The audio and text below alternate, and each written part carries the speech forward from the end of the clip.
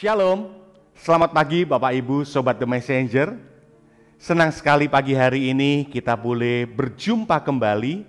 Anda boleh bergabung melalui The Messenger Channel dari GKMI Kenari. Pagi hari ini kita akan mengawali kehidupan kita dengan kita mau datang menghampiri hadirat Tuhan. Kita mau mendengar kebenaran firman Tuhan dalam program Bread of Life. Renungan pagi yang boleh hadir di setiap hari Senin sampai dengan hari Kamis untuk Sobat The Messenger semuanya. Nah, Sobat The Messenger, apabila Anda diberkati melalui program-program kami, Anda bisa memberikan persembahan kasih Anda melalui rekening yang ada di layar Anda semuanya. Nah, kiranya apa yang kami berikan melalui kebenaran firman Tuhan, melalui program-program dari The Messenger ini boleh menjadi berkat untuk Anda semuanya. Selamat menikmati hari yang baru, selamat menikmati kebenaran firman Tuhan. Tuhan Yesus memberkati.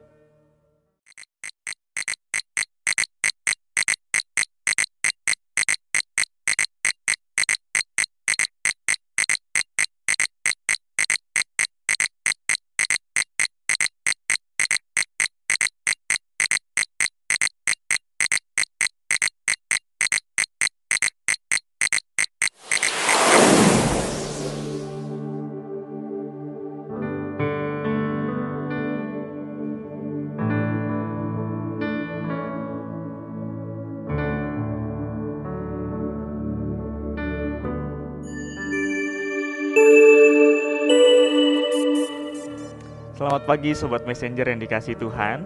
Sungguh mengucap syukur bila pada pagi hari ini kita dapat kembali bersekutu bersama, kita dapat kembali datang ke hadiratnya Tuhan, memulai hari kita bersama dengan Tuhan. Mari sebelum kita merenungkan kebenaran firman Tuhan pada pagi hari ini, kita berdoa terlebih dahulu, kita minta pimpinannya Roh Kudus memimpin setiap kita. Mari kita berdoa. Ya Bapa, selamat pagi. Terima kasih untuk hari baru yang Kau jadikan bagi setiap kami, untuk kami jalani, hari yang Engkau percayakan untuk kami boleh memuliakan Tuhan lewat hidup kami, dan jadi berkat bagi sesama kami. Sebelum kami memulai hari kami Tuhan, kami rindu, kami mengenal Engkau, kami rindu bersekutu bersama, menikmati hadirat-Mu Tuhan. Ya Roh Kudus, tolong pimpin kami dalam perenungan firman Tuhan pada pagi hari ini, kiranya kami boleh semakin mengenal Kristus lewat perenungan ini. Hanya di dalam nama Tuhan Yesus kami sudah berdoa dan mengucap syukur. Amin. Saudara sekalian, perenungan kita pada pagi hari ini terambil dari Amsal 4 ayat 23. Amsal 4 ayat 23. Saya akan bacakan bagi setiap kita. Amsal 4 ayat 23. Jagalah hatimu dengan segala kewaspadaan, karena dari situlah terpancar kehidupan. Sekali lagi, jagalah hatimu dengan segala kewaspadaan, karena dari situlah terpancar kehidupan. Nah saudara sekalian, Sobat Messenger yang dikasihi Tuhan, suatu ketika ada sebuah tempat pembuangan sampah yang disulap sedemikian rupa menjadi lapangan golf yang sangat-sangat indah. Lapangan ini dibangun tepat di atas pembuangan sampah yang besar itu. Nah, karena tempat itu sudah berubah menjadi lapangan golf yang indah, banyak orang yang akhirnya berbondong-bondong datang untuk mencoba lapangan itu, untuk bermain golf di tempat itu. Akan tetapi ketika orang-orang itu datang, saudara sekalian, mereka mencoba bermain golf, ternyata tempat itu masih berbau sampah. Rupanya tempat pembuangan sampah itu tidak dibersihkan terlebih dahulu, baru dibangun lapangan golf, tetapi lapangan itu langsung ditaruh di atasnya. Lapangan itu hanya melakukan pembaharuan di luarnya saja, tapi dalamnya masih busuk, dalamnya masih sampah. Oleh karena itu tidak heran banyak sekali orang yang menggerutu, mengeluh karena lapangan ini masih bau sampah. Sekalipun luarnya tampak indah, lapangan golf yang baik, namun aroma sampah yang sangat-sangat busuk itu masih saja tercium dan menyeruak keluar, saudara sekalian. Nah, hidup kita seperti itu juga sama. Tidak jarang kita sebagai manusia, kita hanya mementingkan apa yang ada di luar diri kita. Kita hanya berfokus terhadap apa yang dilihat orang di luar diri kita. Kita memoles pakaian kita, tutur bicara kita, make up kita, cara kita berbicara dan lain sebagainya. Tapi kita jarang sekali memikirkan atau berfokus dengan apa yang ada di dalam diri kita. Kita seringkali tidak sadar sebenarnya bahwa apa yang ada di dalam diri kita ini akan terpancar keluar. Penulis kitab Amsal menuliskannya, jagalah hatimu dengan segala kewaspadaan karena dari situlah terpancar kehidupan. Sobat Messenger yang dikasihi Tuhan, penulis Amsal sadar bahwa apa yang sebenarnya berasal dari hati itu pasti akan memancar keluar. Baik kita sadar, baik kita tidak sadar, melalui perkataan kita, melalui perbuatan kita, semua yang ada dalam hati kita akan terpancar keluar. Kita perlu memahami bahwa dalam perjanjian lama, orang-orang tidak memahami hati itu hanya sebatas emosi saja, Sobat Messenger. Seperti kita masa kini, kita mungkin memahami hati, oh itu hanya sebatas emosi, itu hanya sebatas perasaan. Tidak, dalam orang-orang perjanjian lama, mereka melihat hati itu sebagai pusat kehidupan. Artinya apa? Ini bukan sebatas emosi saja. Ini bukan sebatas perasaan saja, tapi juga pikiran, keputusan, tindakan kita itu semua berasal dari hati. Hati ini berbicara soal jiwa, soal pikiran, soal perasaan manusia, keutuhan hidup manusia. Jadi ketika penulis Amsal di sini menuliskan jagalah hatimu, itu bukan sebatas kita, oh aku menjaga emosiku, aku menjaga perasaanku. Tidak. Penulis Amsal ingin berbicara kepada kita, hati-hati dengan bagaimana kamu mengisi jiwamu, mengisi hidupmu, mengisi hatimu, pikiranmu. Kenapa demikian? Karena apa yang masuk ke dalam jiwa kita, hati kita, pikiran kita, hidup kita, itu menentukan apa yang akan keluar dari hidup kita. Apa yang keluar dari mulut kita, apa yang jadi keputusan kita, apa yang jadi tindakan kita. Kalau kita mengisi hidup kita dengan hal-hal yang baik, yang keluar akan baik. Tapi kalau kita mengisi hidup kita dengan hal-hal yang buruk, seperti mungkin iri hati, dendam, kepahitan, kedengkian, yang seperti itu juga yang akan keluar dari kehidupan kita, saudara sekalian. Misalkan, ada orang yang berperilaku buruk terhadap kita. Kita marah-marah misalkan. Itu tidak sesuai dengan kehendak kita marah-marah, wah kerja yang bener dong. Kita bilang gitu sama orang lain. Atau ada kepahitan dengan seseorang, dengan komunitas, dengan gereja, kita ngomong di belakang, kita membangun narasi-narasi yang busuk tentang orang itu supaya orang lain percaya sama kita. Kita memanipulasi orang lain karena kebencian yang kita punya.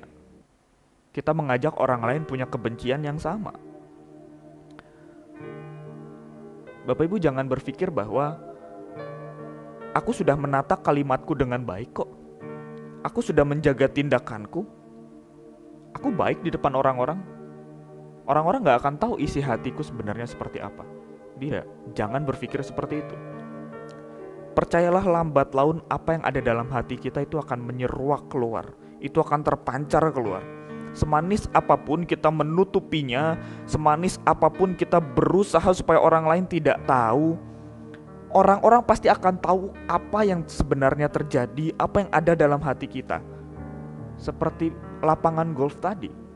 Semanis apapun luarnya indah, sebaik apapun dikelola, tapi jika dalamnya busuk, lambat laun orang akan tahu bahwa itu busuk. Penulis Amsal bahkan tidak bilang, jagalah tindakanmu, jagalah perkataanmu. Penulis Amsal bilang, lebih dari itu. Dia bilang, jaga hatimu. Yang perlu dijaga lebih itu bukan tindakan kita, bukan perkataan kita, tapi hati kita, Bapak Ibu sekalian. Ini yang penting. Hati kita itu penting. Lalu bagaimana kita menjaga hati kita kalau begitu? Bapak Ibu sekalian, tubuh kita ini diciptakan oleh Allah. Artinya, hal yang paling kita butuhkan sebenarnya adalah Allah, Sang Pencipta kita. Jadi cara terbaik yang harus kita lakukan untuk menjaga hati kita adalah mencari firman Tuhan, mencari Tuhan dengan sengaja, bukan dengan sesuatu yang saya tidak sengaja. Melalui apa? Melalui doa, merenungkan firman Tuhan, membaca firman Tuhan, merefleksikan berkat-Nya Tuhan di kehidupan kita sehari-hari, mengundang Roh Kudus untuk berbicara dan menuntun kita dalam perenungan firman Tuhan dalam kehidupan kita sehari-hari. Saudara sekalian, ingat ini. Kalau kita menjadikan Allah sebagai pusat hidup kita, maka sebenarnya firman itulah yang ada dalam hati kita. Dan semua yang keluar dari hati kita, semua yang keluar dari mulut kita, dari pikiran kita, tindakan kita, keputusan kita, semua itu pasti berasal dari firman Tuhan, sesuai dengan firman Tuhan. Ketika misalkan kita di jalan raya, Bapak Ibu sekalian, kita ketemu satu pengemudi motor yang menyebalkan, yang seenaknya, sen kiri beloknya kanan. Mulut kita nggak mengumpat dan mengeluarkan kata-kata yang kasar, tapi mulut kita mengeluarkan kata-kata pengampunan. Karena firman Tuhan juga berkata demikian.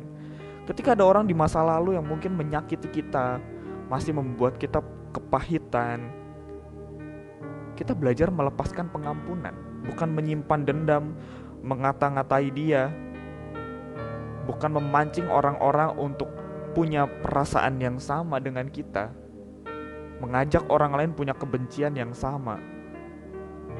Kita jadi pasukan sakit hati gitu. Tidak. Isilah hati kita dengan firman Tuhan. Izinkan Tuhan memulihkan bagian hidup kita yang rusak, yang selama ini mungkin kotor, busuk, yang kita gak pernah pengen orang lain tahu. Izinkan Tuhan membersihkan itu semua, masuk ke ruangan kotor itu dalam hati kita dan membersihkannya. Ruangan yang mungkin penuh luka di hati kita, penuh kepahitan, penuh semua hal buruk yang mungkin masih kita genggam sampai hari ini. Biarkan semua itu diperbaharui, dibersihkan oleh firman Tuhan yang memberikan sukacita, damai sejahtera, dan kasih. Sehingga apa yang keluar dari hidup kita ini bukan sesuatu yang busuk itu, bukan sesuatu yang melukai orang, bukan sesuatu yang menyakiti hidup orang lain, tetapi yang keluar adalah firman Tuhan yang berisi kasih, sukacita, dan semangat bagi orang lain. Amin. Mari sama-sama kita berdoa. Ya Bapa, hari ini kami diajarkan bahwa sebenarnya yang harus kami pikirkan, harus kami jaga lebih baik lagi, itu bukan sebatas ucapan kami, bukan sebatas pikiran kami, bukan sebatas tindakan kami, penampilan kami, tapi lebih dari itu Tuhan, kami harus menjaga hati kami. Karena dari sinilah terpancar semua yang kami pikirkan, semua yang kami rasakan, semua motivasi kami Tuhan. Sebaik apapun kami menjaga perkataan kami, tindakan kami, penampilan kami, tapi kalau hati kami masih busuk Tuhan, semua itu akan terpancar keluar, seperti lapangan golf yang ada di atas tumpukan sampah. Ya Tuhan, Engkau tahu, sehebat apapun kami menutupi itu daripada orang lain, Engkau tahu sebenarnya seberapa busuk hati kami, apa yang ada di dalam hati kami, apa yang sebenarnya menjadi motivasi terdalam kami. Dan kami rindu Tuhan, Engkau bersihkan hati kami dari semua hal buruk yang mungkin ada dan mengisi hati kami. Isilah hati kami Tuhan dengan firman-Mu yang memberikan kasih, sukacita dan kekuatan bagi orang lain dan diri kami. Roh Kudus tolong pimpin setiap kami menjalani hari-hari kami sedemikian rupa sehingga kami memberikan yang terbaik bagi Tuhan, mengisi hidup kami dengan firman-Nya Tuhan, jadi berkat bagi orang lain lewat hidup kami. Terima kasih Tuhan Yesus. Tolong setiap kami yang mungkin hari ini berduka, berbeban berat, bergumul dalam banyak hal, dalam kesehatan, finansial, studi, pekerjaan, pasangan hidup, dan lain sebagainya. Engkau yang memberikan kasih itu, Engkau yang memberikan sukacita, pengharapan, pemulihan bagi setiap kami. Kiranya di tengah segala situasi yang kami alami Tuhan, Engkau tetap memberikan kami kekuatan, hati kami berfokus kepadamu, hati kami memandang Engkau, dan kami beroleh kekuatan, sukacita, damai daripadamu Tuhan. Terima kasih Tuhan Yesus. Roh Kudus pimpin kami dalam menjalani hari ini Tuhan. Kiranya hati kami boleh menyukakan Engkau, hidup kami boleh menyukakan Engkau, dan kami boleh hidup memiliki karakter semakin serupa Kristus dalam kehidupan kami sehari-hari. Hanya di dalam nama Tuhan Yesus kami sudah berdoa dan mengucap syukur. Amin. Sobat Messenger yang dikasihi Tuhan, tetap ingat bahwa apa yang keluar dari hati kita, itulah yang akan terpancar dan menentukan tindakan kita. Jadi, jangan hanya sebatas memikirkan dan memperbaiki apa yang ada di luar diri kita, penampilan kita, ucapan mulut kita, tindakan kita, tapi mari kita belajar untuk berfokus terhadap apa yang di dalam diri kita, menjaga hati kita, menjaga apa yang masuk dalam hati kita. Kiranya hati kita terus diisi oleh kebenaran firman Tuhan. Tuhan Yesus memberkati kita.